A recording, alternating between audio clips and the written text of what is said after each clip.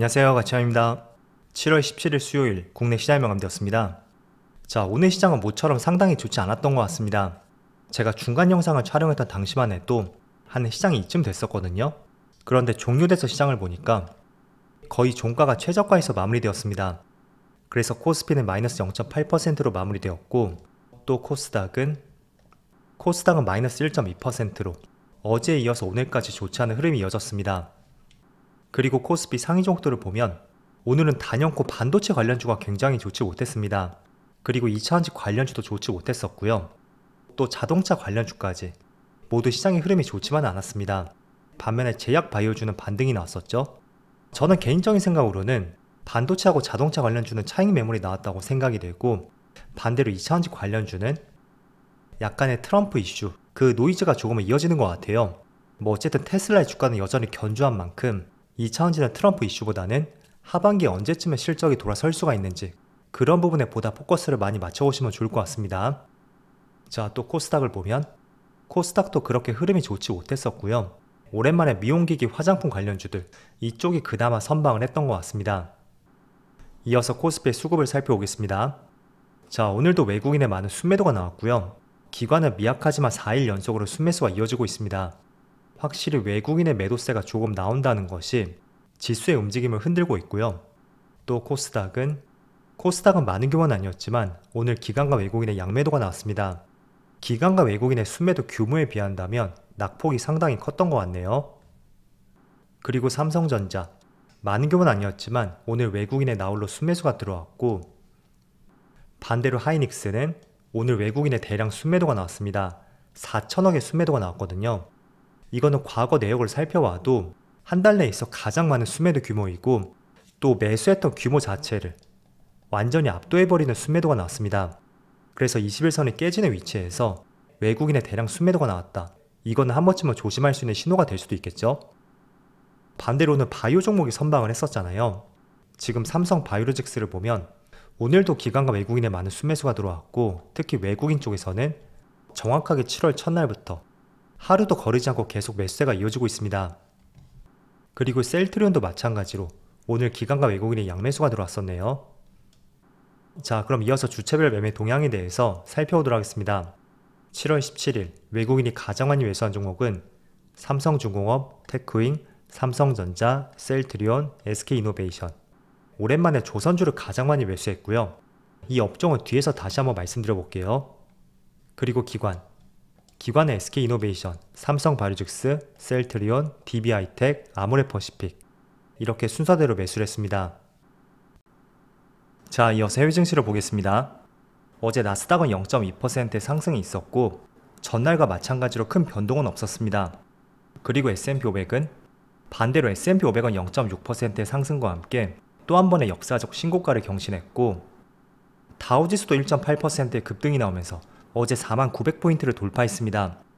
자, 어제 전체적으로 시장 분위기를 봤을 때는 나스닥은 비교적 조용했습니다. 그런데 러셀 지수라고 하죠.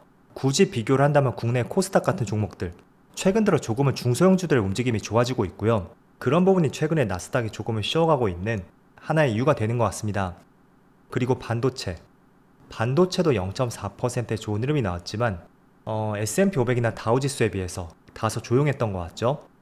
그리고 아시아 증시, 니케이는 0.2%의 약세 흐름이 나오고 있고, 대만은 마이너스 0.7%네요. 그리고 중국 증시도 마이너스 0.3%. 전체적으로 아시아권의 시장이 조금은 약세 흐름이 이어지는 것 같습니다.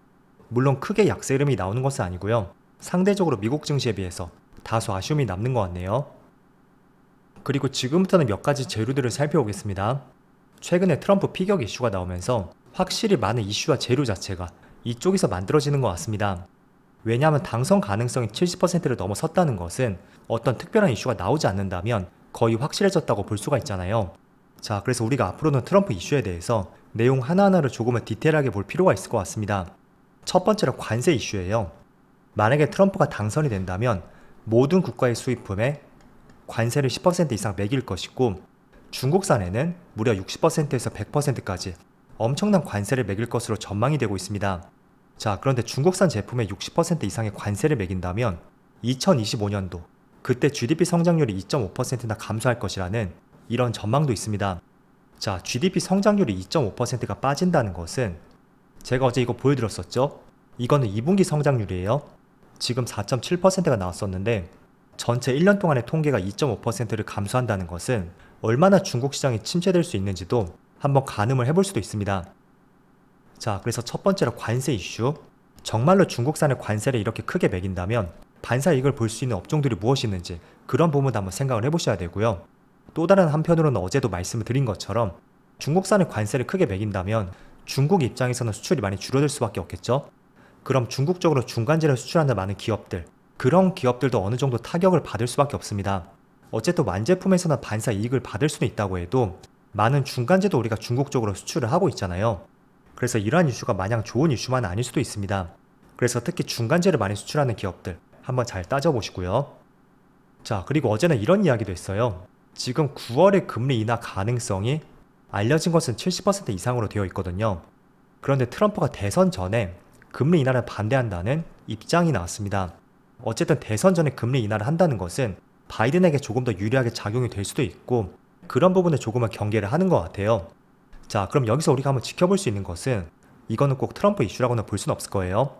정말로 9월에 금리 인하를 하게 된다면 본격적인 시장의 상승이 나올지 저는 결코 아닐 수도 있다는 생각이 듭니다. 그 힌트를 지난번 물가지수 발표가 있을 때 그때 살짝 엿볼 수 있었다고 생각이 됐고 지난주 수요일쯤이었죠. 소비자 물가지수가 예상치를 하회했음에도 불구하고 미국의 3대 지수는 모두 약세름이 나왔습니다. 그 결정적인 이유 중에 하나가 물가지수 발표 전에 미리 주가에 많은 상승이 나왔고 기대감으로 주가가 많이 올라왔다는 거죠. 그래서 지금 9월에 금리 인하 가능성이 있는데 지금처럼 나스닥 지수의 흐름을 봤을 때도 결코 금리 인하 기대감이 반영되지 않았다고 보기에는 어려울 수가 있을 거예요. 누가 봐도 금리 인하 기대감이 시장에 많이 반영이 되어 있고요.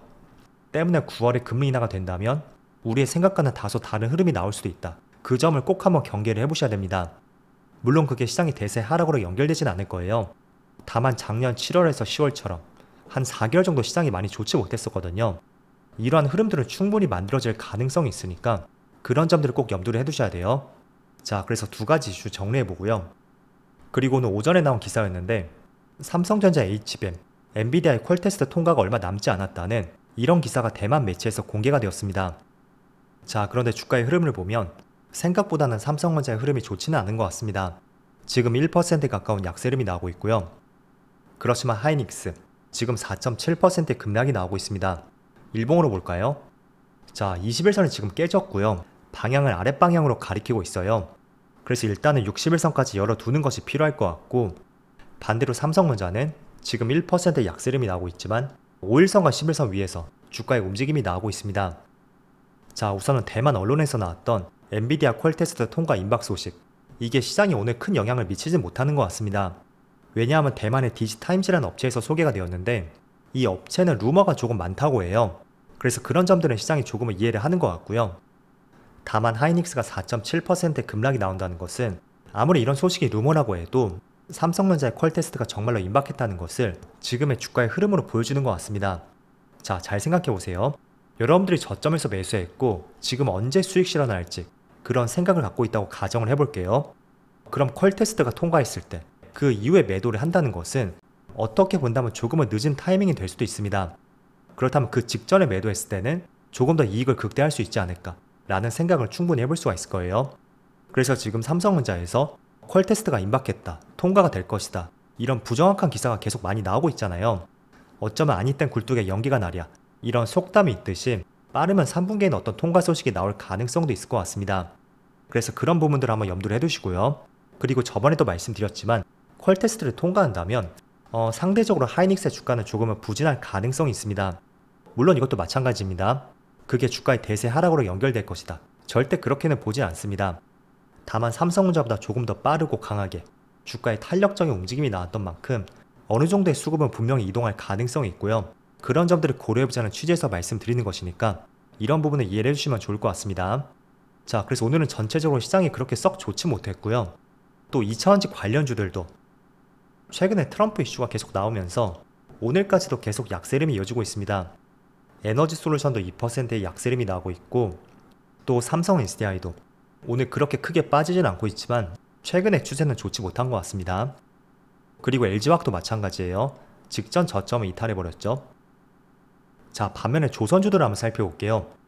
오늘 삼성중공업의 5%의 상승과 함께 최근에 52주 신고가를 다시 한번 경신했습니다. 그리고 한국조선해양도 마찬가지고요. 자, 최근에 조선주의 흐름이 상당히 괜찮은 것 같아요. 자, 이것도 제가 올 봄쯤인가요? 그쯤에 올해는 조선주를 한번 주목해보자는 취지로 말씀드렸었고, 그 결정적인 이유로서 두 가지를 말씀드렸습니다. 첫 번째가 본격적인 기업들의 실적이 턴어라운드 한다. 그 점을 첫 번째 이유로 꼽았었고요. 또 두 번째는 대표적으로 중국산 제품 중에서 미국에서 많은 규제를 하는 제품들, 대표적으로 반도체가 될 수가 있겠죠. 그런데 올해는 처음으로 중국의 조선업도 규제할 것이라는 이런 이슈가 아마 3월쯤부터 계속 나왔을 거예요. 그래서 그 두 가지 이슈를 제가 말씀드렸었고, 그래서 올해는 조선주를 한번 주목해보자 라는 취지로 말씀드렸습니다. 자, 그런데 최근 들어서 특히 지난주부터 굉장히 양호한 흐름이 이어지고 있습니다. 물론 최근에 강한 상승이 나왔던 만큼 제가 만약에 신규 매수 관점으로 본다면 조금은 눌릴 때를 찾아볼 것 같습니다. 다만 내용적인 측면이라든지 실적적인 부분을 봤을 때도 조선주는 한 번쯤은 관심을 가져볼 수도 있는 업종이라는 것을 말씀을 드리고요. 때문에 지금부터 어떤 차트의 흐름이 나오는지 이런 부분도 계속 관찰해 보시면 좋을 것 같습니다. 자, 이번 주는 비가 굉장히 많이 오는 것 같습니다. 모두 비 피해 입지 않도록 조심하시고요. 저는 내일 영상에서 다시 찾아뵙도록 하겠습니다. 모두 즐거운 저녁 되세요. 감사합니다.